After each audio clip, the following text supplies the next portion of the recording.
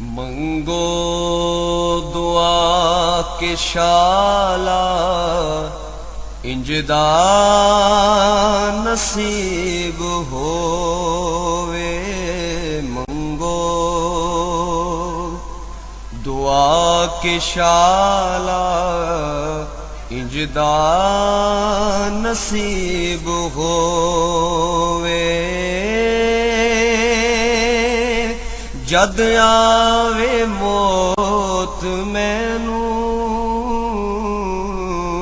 जद आवे मौत मैनू। बिस्मिल्लाहिर्रहमानिर्रहीम। अस्सलाम वालेकुम दोस्तों बुजुर्गो नाज़रीन, तुहाडे सामने मैं अगली वीडियो दे नाल हाज़र हाँ। तुसीं देख रहे हो कि तुहाडे सामने यह वीडियो जिहड़ी पेश की जाती है, ये पारा साफ करने का तरीका कि पारे नूं साफ किस तरह करना है, जिहड़ा कि साडे इस्तेमाल दे विच बहुत वधिया ते ज़बरदस्त हो जाएगा जदों इनू अच्छे तरीके नाल साफ किया जाए।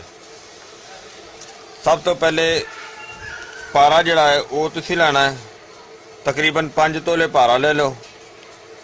तो यह गंधक आमला सार गंधक लैनी है, यानी कि दूसरी एक इस तो इलावा पीसी हुई गंधक मिलती वो चीज़ नहीं लैनी। यह आमला सार जी गंधक होगी है डली वाली, 1 नंबर गंधक होंगी है। और ये लैनी है 5 तोले पारा, 1 तोला ये लैके उसके अंदर दोरी च पा के अच्छी तरह रगड़ाई करनी है।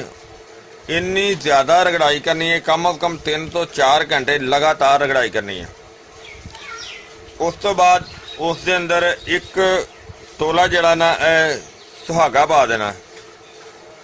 सुहागा पा के फिर उनकी अच्छी तरह 3 तो 4 घंटे फिर अच्छी तरह रगड़ाई करनी है, जड़ा कि बिल्कुल रगड़द्या एक सुरमे की मानंद बन जाएगा। सुरमे की मानंद बल्कि इस दे नाल ही बन जाएगा। तो इस दे नाल मजीद होर ज़्यादा एक धुंधलनुमा बन जाएगी, यानी कि एक खासर बन जाएगी, एक मिट्टी नुमा पाउडर नुमा बन जाएगा। उस तो बाद उसके अंदर जड़ा ना पानी तकरीबन 4 तो 5 किलो पानी उनके अंदर पा लेना है। और वो पानी पा के उन्होंने अच्छी तरह हिला के मिक्स करके तो उन्होंने थोड़ी देर वास्ते रख देना है, ज़्यादा कोई 5 मिनट वास्ते रख देना है। उस तो बाद पानी नितार देना है, दोबारा उसके अंदर होर पानी पा के उन्होंने इस तरह पानी पाद्या जाना है। तो उन्होंने नितारद्या जाना है आस्ता आस्ता। को 8-10 पानी चेंज करने तो बाद तुहानूं थल्ले जिहड़ा पारा नज़र आएगा। मट्टी उड़ गई बहुत ज़्यादा, पारा जिहड़ा नीचे नज़र आए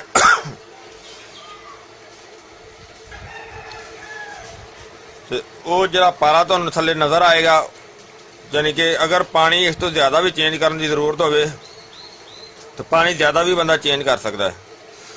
तो पारा जिहड़ा नीचे आएगा नज़र वो बिल्कुल साफ हो जाएगा। उसनूं तुसीं बिल्कुल अच्छे तरीके नाल महफूज कर के तो उन्होंने अपने किसी भी नुस्खे दे विच इस्तेमाल किया जा सकता है और वो बेहतरीन साफ सुथरा तो 1 नंबर पारा होएगा। तो ऐसी पारा साफ करने का तरीका।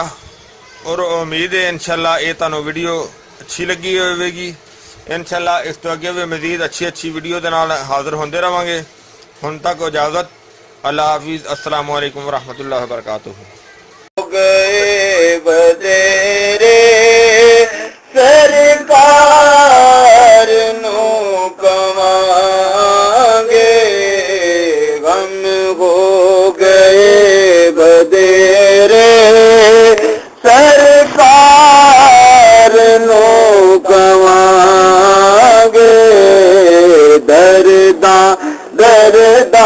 दरदां ने पाए घेरे,